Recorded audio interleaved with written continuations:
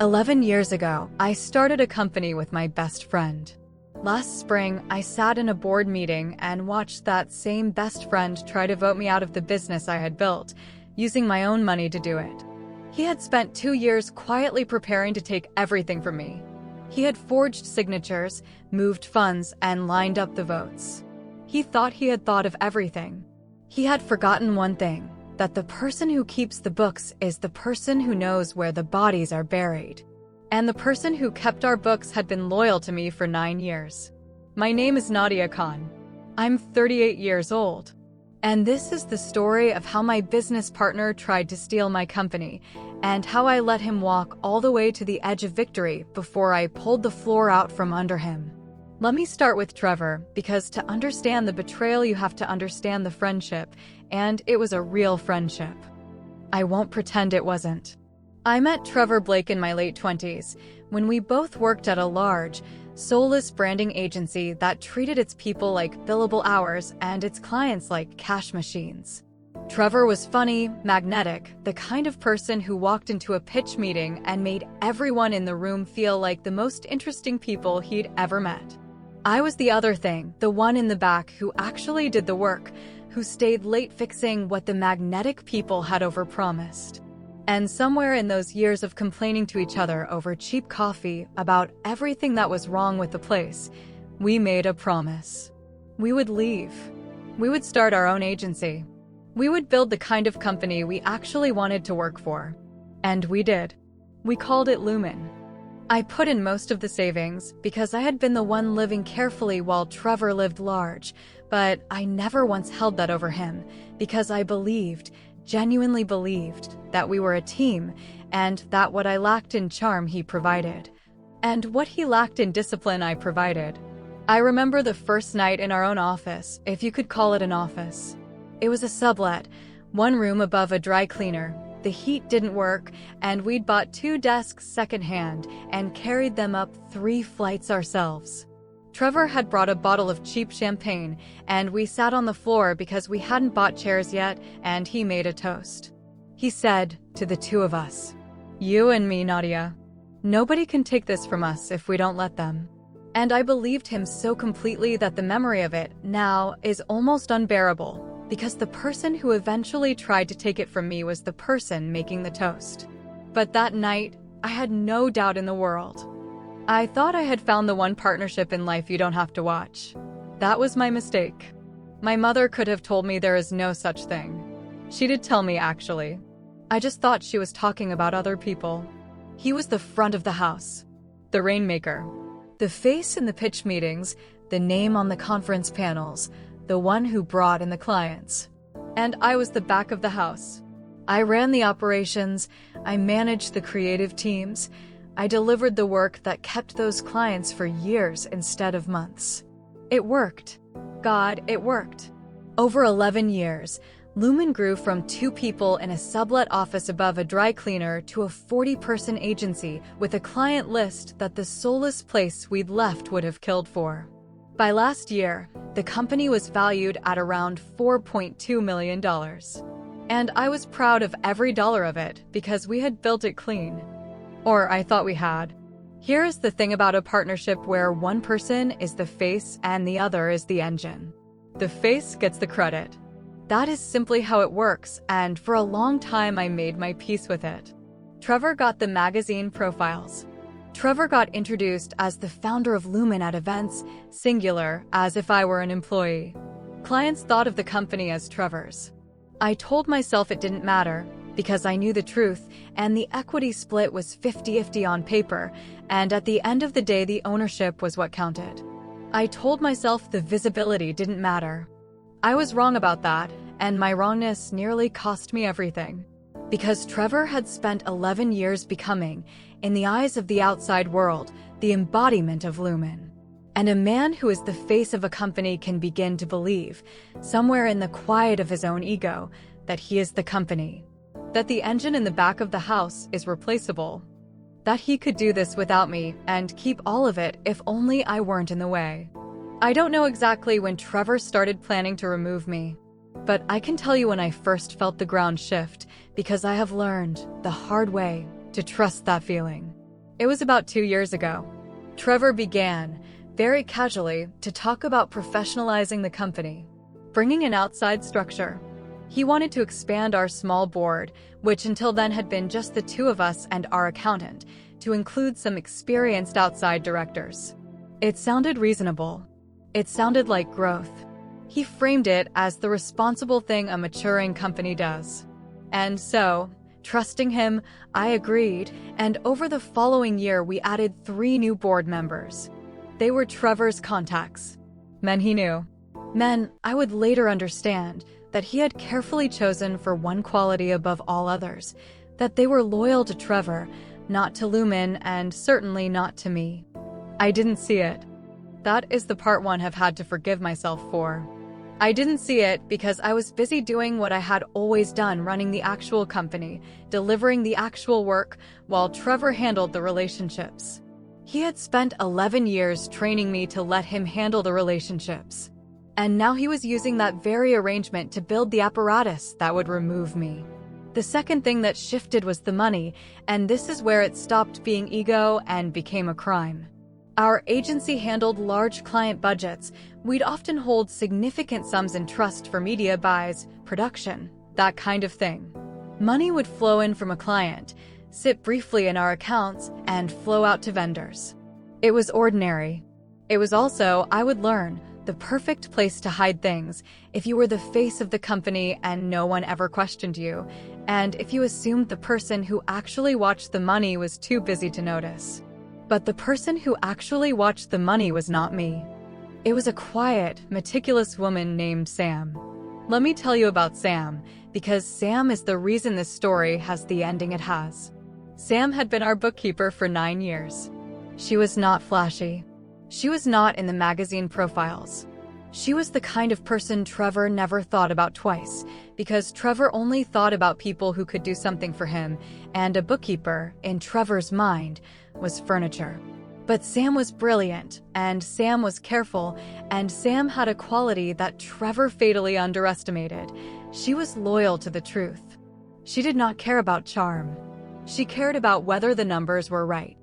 I think about how Trevor treated Sam over those 9 years, because it tells you everything about why he lost. He wasn't cruel to her. That's the thing. He was something almost worse. He was indifferent. He'd walk past her desk 100 times a week and never learn the name of the daughter whose photo sat right there on it. When he needed a number, he'd call out across the room without looking up. He had decided, somewhere in his charming head, that Sam was a function, not a person, a calculator with a chair. And people who decide that other people are furniture make a specific, fatal error. They speak freely in front of the furniture. They scheme in front of the furniture. They assume the furniture isn't listening because furniture doesn't listen. Sam listened to every word. And 9 years earlier, when I had hired her, I had done one small thing that turned out to matter more than any other decision I made in 11 years of business. I had treated her like a human being. I had remembered her kids' names. There were 2, a girl and a boy, and I knew them. I had given her real raises and real respect and never once made her feel like furniture. Trevor had been nice to her, in the absent way he was nice to everyone. I had been kind to her, which is a different thing entirely. And my mother, well, I'll get to what my mother taught me. But she's the one who taught me that the difference between nice and kind is the difference between people who are good when it's free and people who are good when it costs something, and that you should build your whole life around the second kind, because one day your life will depend on them. About 14 months ago, Sam asked to see me privately. Not in the office. She suggested a coffee shop across town, which should have told me everything, but I was slow that day, distracted, and I almost rescheduled. I'm so glad I didn't. She sat across from me, and she had a folder, and she was more nervous than I had ever seen her in 9 years. And she said, Nadia, I need to show you something, and I need you to promise me you'll stay calm, because if you react, he'll know I came to you, and I don't think you can afford for him to know yet. And then she opened the folder. What Sam had found, in the quiet, meticulous way she found everything, was a pattern. Over roughly 18 months, money had been moving out of our client trust accounts to a vendor called Meridian Creative Partners. The payments were modest individually, a few thousand here, 8,000 there, structured carefully to stay below the threshold that would trigger a second signature or a closer look. They were spread across many client projects, so no single client's books looked wrong. To anyone glancing at the accounts, it looked like ordinary vendor activity. But Sam did not glance. Sam looked. And Sam had done something Trevor never imagined a piece of furniture would do. She had investigated the vendor. Meridian Creative Partners did not exist. Not really. It was a shell, a company registered 18 months earlier, with a single beneficial owner hidden behind a registered agent. Sam had pulled the filings. And the address on the registration, the address Trevor had been careful to bury 3 layers deep, was a mailbox service 3 blocks from Trevor's apartment. Trevor was paying himself, out of our client's money, through a fake vendor, to the tune, by Sam's careful count, of just over $300,000. I sat in that coffee shop, and I felt the world tilt. Because the man across the folder from me, the man stealing $300,000 through a shell company, was my best friend of 15 years. The man I'd built a life's work beside. And the grief of that, the pure grief of it, hit me before the anger did. I want to be honest about that. Before I was furious, I was heartbroken. And then Sam said the thing that turned my heartbreak into focus. She said, "Nadia, there's more. I don't think the money is the plan. I think the money is just him helping himself along the way. I think the money is going to be how he gets rid of you." I didn't understand. And Sam, careful Sam, laid it out. The expanded board. The 3 new directors, all Trevor's men. The shell company. Sam had overheard things. Trevor was not as discreet as he believed, because he didn't think anyone was listening. He was building toward a board vote. The plan, as best Sam could reconstruct it, was breathtaking in its cynicism. Trevor was going to discover financial irregularities at Lumen, irregularities he himself had created, and he was going to frame them as my mismanagement. The back-of-house partner. The one who handled operations. The one whose name was on the operational accounts. He would present the board his board with evidence of missing money, point the finger at the partner who ran the finances, and call a vote to remove me from the company for cause. No buyout. No payout. Removed for cause, my reputation destroyed, my equity challenged. He would use the money he had stolen as the very weapon to take the company. He would frame me for his own crime, and his handpicked board would vote exactly the way he wanted. It was, I'll admit, almost elegant. He had thought of nearly everything. He had forgotten Sam. Now, I want to tell you what I did next, because this is the part that matters, and it's the part my mother prepared me for without either of us knowing it. My mother ran a small textile business when I was growing up, and she was cheated once, badly, by a partner early in her life, before I was born. She lost a business over it. And the lesson she took from that loss, the lesson she repeated to me my entire childhood, was this: when you discover that someone is moving against you, Nadia, your instinct will be to confront them. Don't. A confrontation only tells them what you know and gives them time to cover it. The moment you discover the knife, say nothing. Smile. And quietly make sure that when the knife comes down, it comes down on air. Make sure the knife comes down on air. I must have heard her say it 50 times. I never expected to need it. I needed it now. So I did not confront Trevor. I did not let my face change in a single meeting. For the next several weeks, I was the same busy, trusting, back-of-house partner I had always been, while underneath, Sam and I built our defense with a care that would have impressed even my mother. Those weeks were the strangest of my life. I want you to understand what it costs to do this, to sit across a lunch table from a man who is planning to destroy you, and laugh at his jokes, and ask about his weekend, knowing what you know. There was a Thursday when Trevor came into my office, sat on the edge of my desk the way he'd done 1,000 times in 11 years, and told me he was a little worried about some of the numbers lately and wondered if we should do a deep review together sometime. He was laying the groundwork right in front of me, planting the seed he'd later pretend had grown on its own. And I looked up at my best friend of 15 years and I said, "That's probably smart. Let's find a time." And I smiled. And after he left, I sat very still for a long while, because the grief kept trying to come up through the focus, and I could not afford the grief yet. My mother used to say that the hardest part of surviving a betrayal is that you have to keep loving the person a little while longer in order to beat them. She was right. It was the hardest thing I have ever done. First, we documented everything. Every payment to Meridian Creative Partners. Every filing. The mailbox address 3 blocks from Trevor's apartment. The pattern of structuring designed to stay under the radar.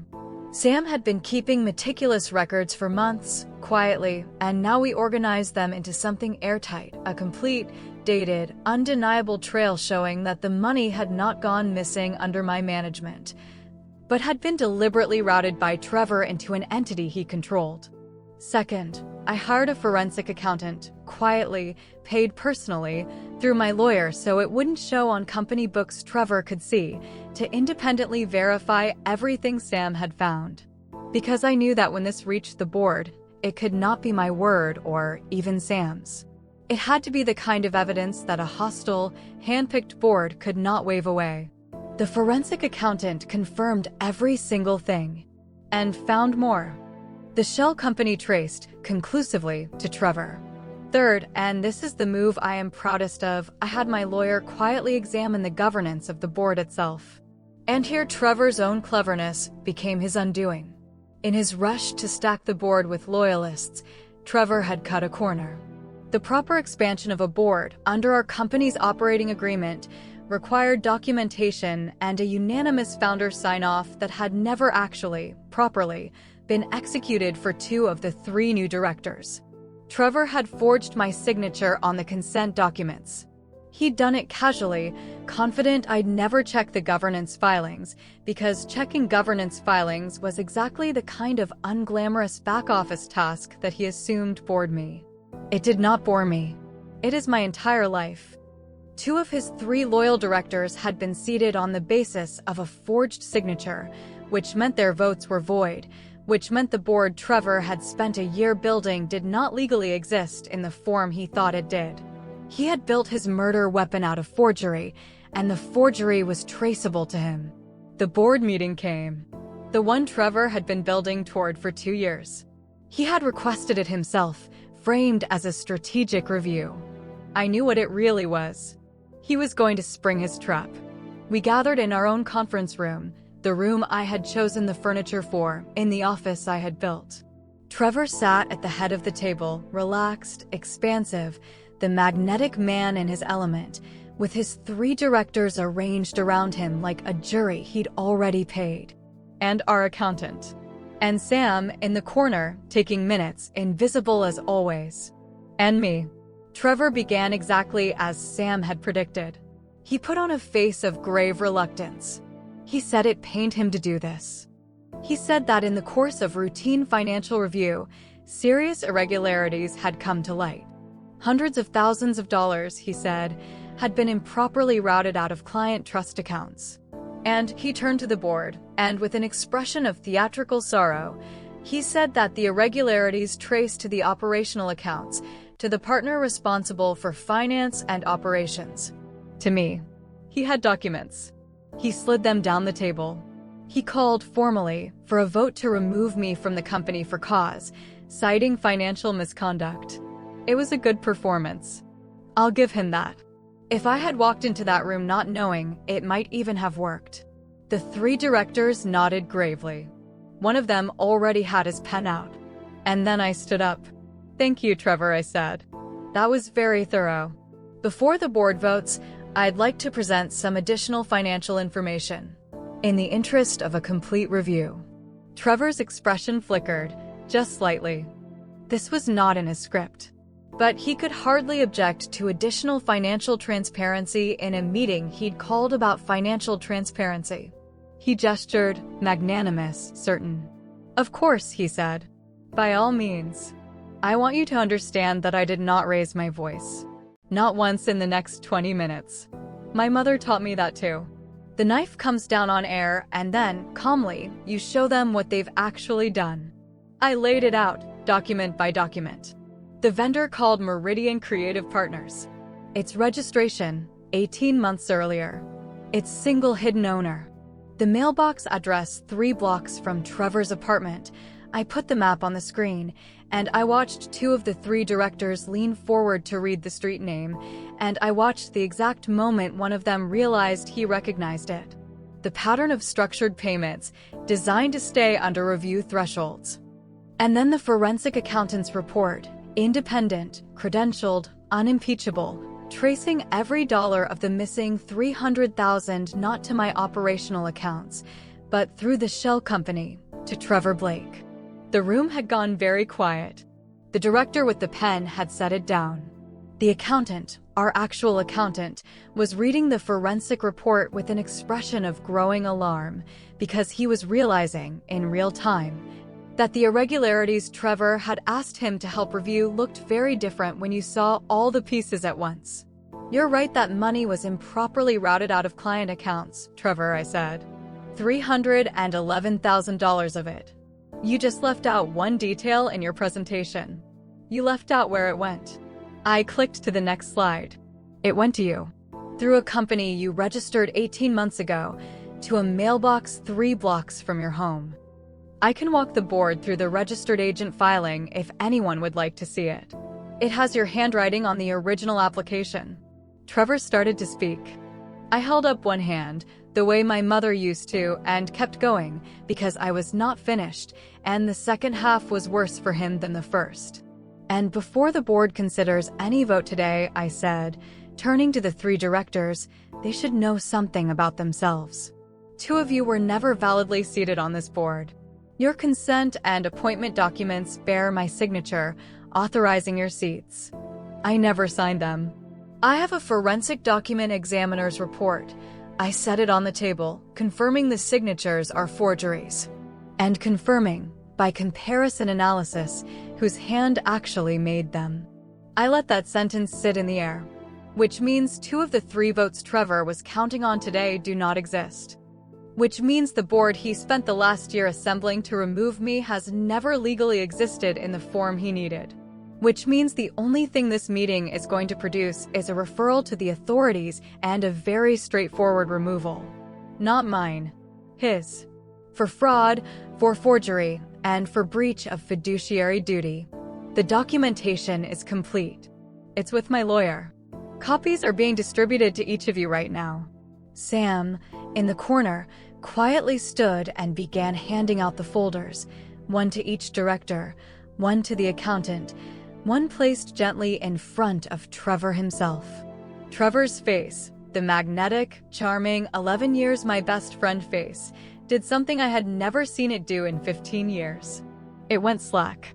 The performance simply fell off it, all at once, the way a mask falls when the string behind it snaps. He looked down at the folder in front of him, and then he looked up at me, and for 1 second, underneath the rising panic, I saw something almost like recognition. As if he were only now, at the very end, remembering that the quiet woman in the back of the house had personally built every single system he'd just been caught standing inside of. Nadia, he said. Nadia, let's talk about this privately. We've talked privately for 15 years, Trevor, I said. This part is going to be on the record. Here is what happened after. Trevor was removed from Lumen for cause, the real kind. The forgery and the fraud were referred to the authorities, and that process is still grinding forward in the slow way these things do, but the outcome is not in question. The documents are the documents. His 3 directors resigned within the week, 2 of them frantically claiming they'd had no idea, which may even have been true. The stolen money was recovered through Trevor's forfeited equity, which, it turned out, was worth far more than what he'd stolen. He had quite literally stolen $300,000 and lost $2 million doing it. The clients, whom Trevor was so sure thought of Lumen as his, mostly stayed. Because it turns out that when you're the one who actually delivers the work for 11 years, the clients know it, even when the magazines don't. A few left. Most didn't. The ones who mattered told me, privately, that they'd always known who really ran things. And Sam, the bookkeeper Trevor thought was furniture, the woman who saved my company and my name and very possibly my freedom, Sam is now the Chief Financial Officer of Lumen, with the title and the salary and the respect that she earned in 9 quiet years of being loyal to the truth. The first thing she did in the new role was redesign our financial controls so that what Trevor did could never happen again. The second thing she did, when I tried to thank her, was wave me off and say she was just doing her job. The people who deserve it always say that. I want to leave you with the thing my mother understood, the thing she lost a business to learn and spent my whole childhood making sure I would never have to. When someone moves against you, your every instinct screams to confront them, to let them see you're hurt, to demand an explanation, to have it out. Resist that with everything you have. A confrontation is a gift you give your betrayer. It tells them exactly what you know and hands them the time to hide it. The truly dangerous response, the one they never plan for, because their whole scheme depends on you being predictable, is silence. Stillness. A calm face over a working mind. Let them believe the knife is going to land. Let them lift it all the way up, certain of their aim. And then, quietly, make sure that when it comes down on air, and that everything they built to destroy you is, in the end, the very evidence that destroys them. Trevor spent 2 years building a weapon to take my company. He built it out of forgery and fraud. And every single piece of it, in the end, was a piece of the case against him. He was so busy being the face of the company that he forgot who built the body of it. And the body, it turns out, remembers everything. My name is Nadia Khan. He was my best friend, and he tried to steal my life's work in front of a board he'd rigged. He forgot about the woman who kept the books. And he forgot that I'd been listening, quietly, the whole time. If this story meant something to you, stay a while. There are more like it here. Stories about the people who get underestimated because they're not the loudest one in the room, and the calm, patient, perfectly documented way the truth finally arrives. No shouting. No cruelty. Just the quiet click of every piece falling into place. Subscribe, and I'll see you in the next one.